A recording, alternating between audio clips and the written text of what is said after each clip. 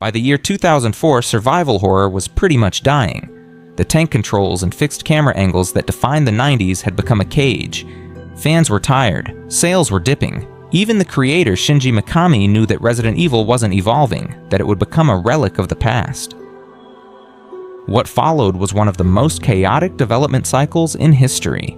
A journey that gave us 4 different failed versions of the game, accidentally created the Devil May Cry franchise, and eventually gave birth to the over-the-shoulder camera, the lens through which we view almost every modern action game today. This is the Gaming Ledger. Today, we archive the revolution that one game created. This is the story of Resident Evil 4. Resident Evil 4.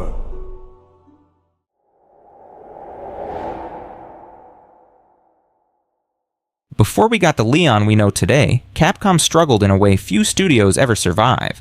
The first version of Resident Evil 4, which was directed by Hideki Kamiya, was actually so stylish and fast-paced that the team realized it had drifted too far from survival horror. Instead of straight up deleting it, they pivoted, and that failed Resident Evil prototype version eventually became the game we now know as Devil May Cry. But the struggle didn't end there. Next came the Fog and the Hookman versions.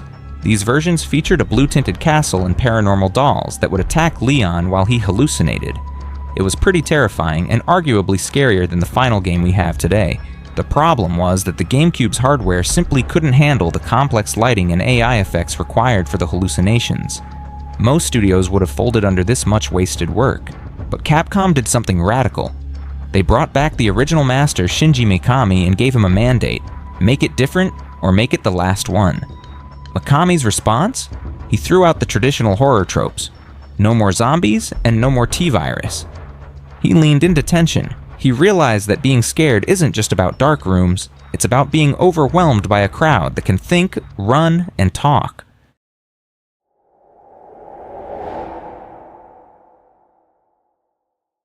At the time, Capcom made a pact to release 5 major titles exclusively for the Nintendo GameCube. Shinji Mikami was so confident in Resident Evil 4's quality that he famously stated he would cut off his own head if the game ever went to another platform like the PlayStation 2. Historically, this was a massive risk. The PS2 had the larger install base, but the GameCube had the raw power. This technical advantage allowed for the revolutionary water effects and the detailed character models that would have been impossible on weaker hardware at the time. Of course, the game did eventually go to the PS2 and Mikami kept his head, but that drive for technical perfection is why the original RE4 still looks and plays better than many games released years after it.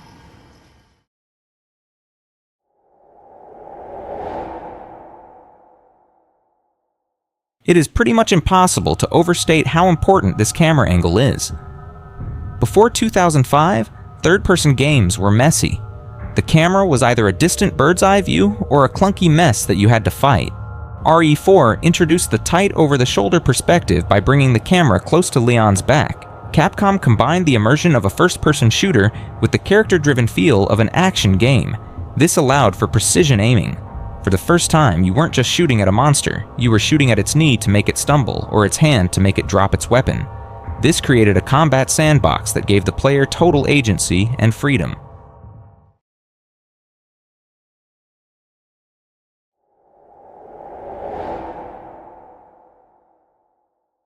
But the camera wasn't the only invisible revolution.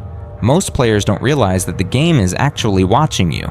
Capcom implemented a hidden difficulty adjustment system. If you're playing like a pro, hitting every headshot and never taking damage, the game silently ramps up. The enemies become more aggressive, they move faster, and they deal more damage. However, if the game sees you struggling, if you're low on health and missing shots, the game pulls its punches. Enemies will back off, giving you space to breathe. This is why RE4 feels perfectly balanced for almost every player. It's an invisible difficulty adjustment system making sure that the tension never breaks, while also making sure that the frustration never boils over.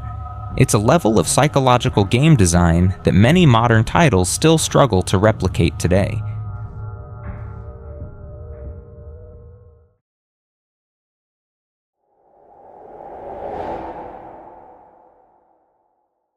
Now we have to talk about the most addictive mini-game in the series, the attaché case.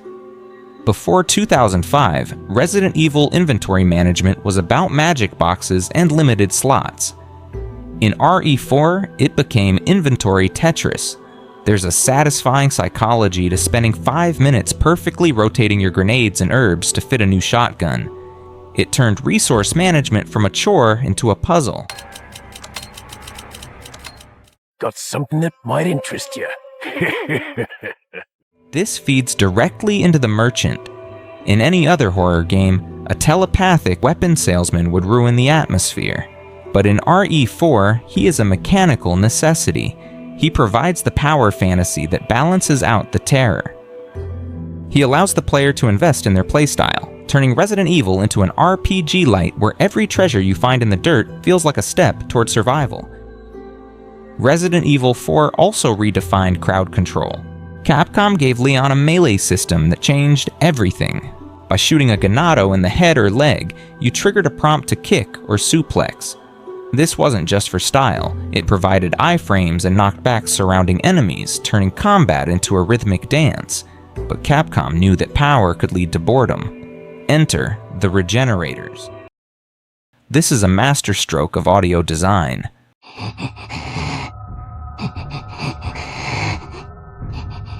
The slow, wheezing breath amidst the silence of the lab is proof that you don't need a 100-foot monster to scare a player.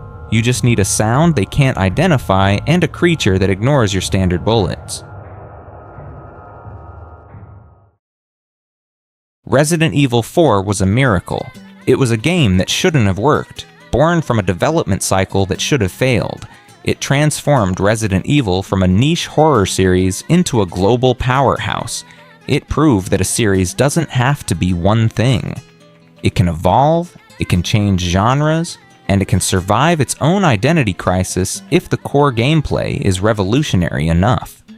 Today, the 2023 remake has polished this gem to a mirror shine, but the 2005 original remains the blueprint.